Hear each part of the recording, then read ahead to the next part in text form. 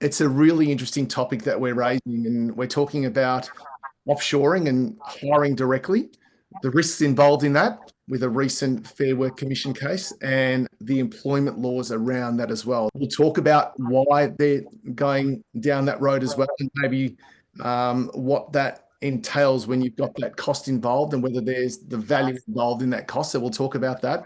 So let's talk about that for a sec, Rich. A number of companies are choosing to do it. They're choosing to hire directly. In your opinion, why do you think they're choosing to hire directly?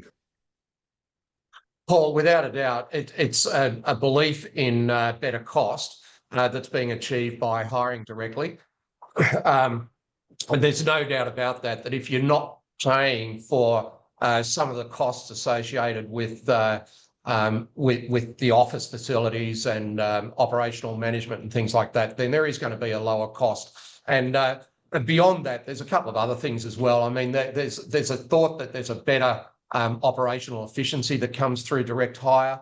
There's things like customised recruitment. So rather than working through an organised team, that people who are hiring directly can actually work to get the person that they want, and then work with them directly, rather than working in the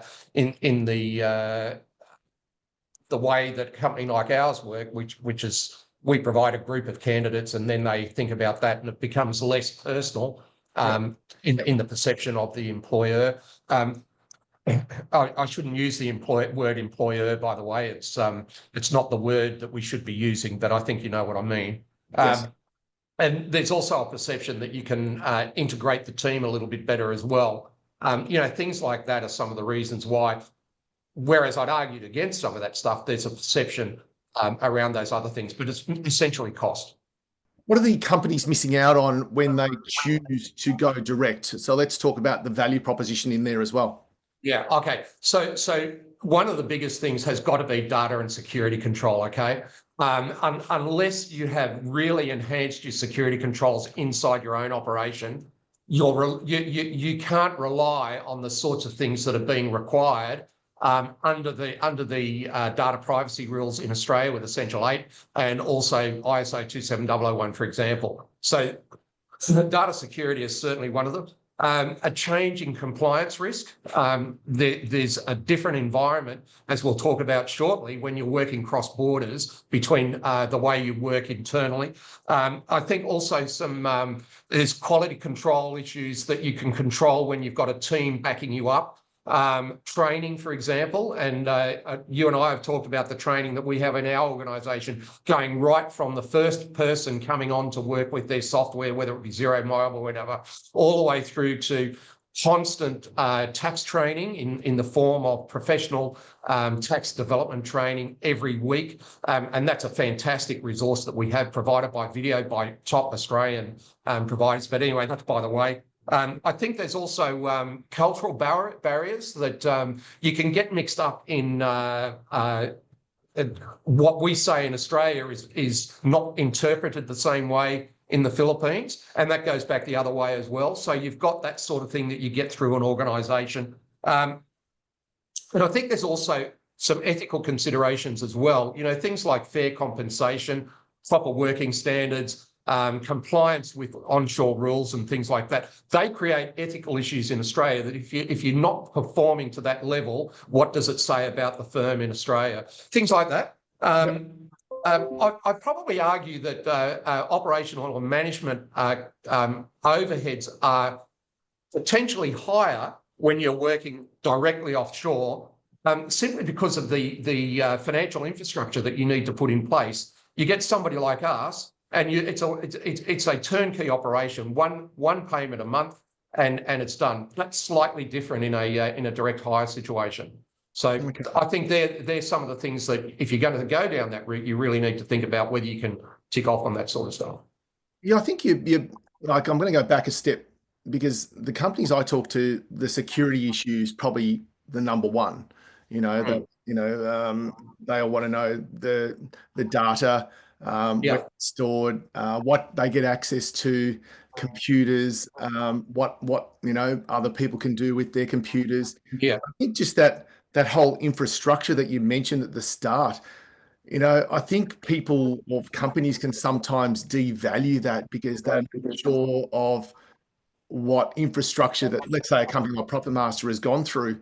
Are you okay just to speak a little bit the importance of having that security and the investment that you've put in to make sure that the data is safe? Yeah, yeah. So I'd pose two things here. One is what's happened in Australia with things like Medicare and Optus, the data breaches there. Let's just put that aside for a moment. The other thing to remember is a country like the Philippines, I don't know, there will always be in-country impacts about security and things like that. But let's just take the Philippines, for example. The Philippines is actually the 46th most unsafe country in the world. So it's a dangerous place to be. Now, people think, oh, well, that means that people are walking around with guns or whatever.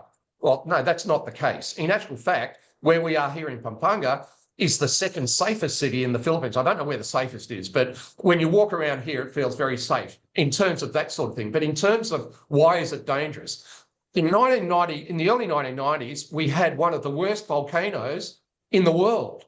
And it impacted all of this area here. So this place became deserted. So, and then had to basically rebuild itself. We've had volcanoes, we have typhoons and all that sort of floods and everything like that. Now, what that creates is uncertainty in terms of business continuity. So when you, even as something as simple as a power break, you know, electricity goes off, creates a power break. So when we're talking about information security, we're not just talking about the physical asset.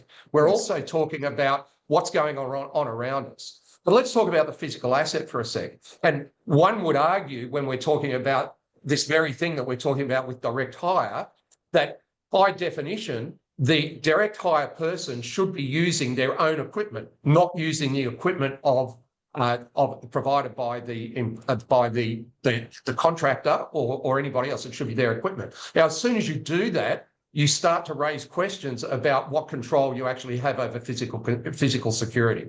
But we spent a lot of money a couple of years ago, immediately coming out of COVID, when we understood that this was becoming such a big issue for us.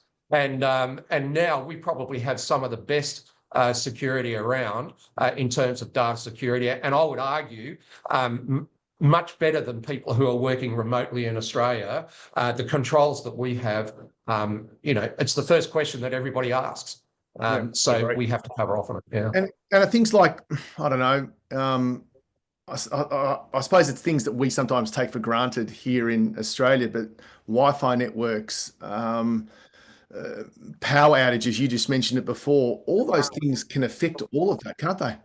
Yeah. Well, Wi-Fi, for example, it's not just whether the Wi-Fi works or not, it's whether it's secure. Well, that's right. And, you know, we talk about virtual private networks and stuff like that, but, you know, you need to know. I mean, what about the place where the staff member is actually working, assuming they're working in their home environment? What happens if they want to go down to the local cafe for a cup of coffee? What happens if they lose the machine? What happens if if the Wi-Fi connection is not safe? These are things that you just need to make sure about, and it's part of the due diligence that you have to make, whether it's a company like ours or whether you go direct hire, it's part of the due diligence that you've got to do.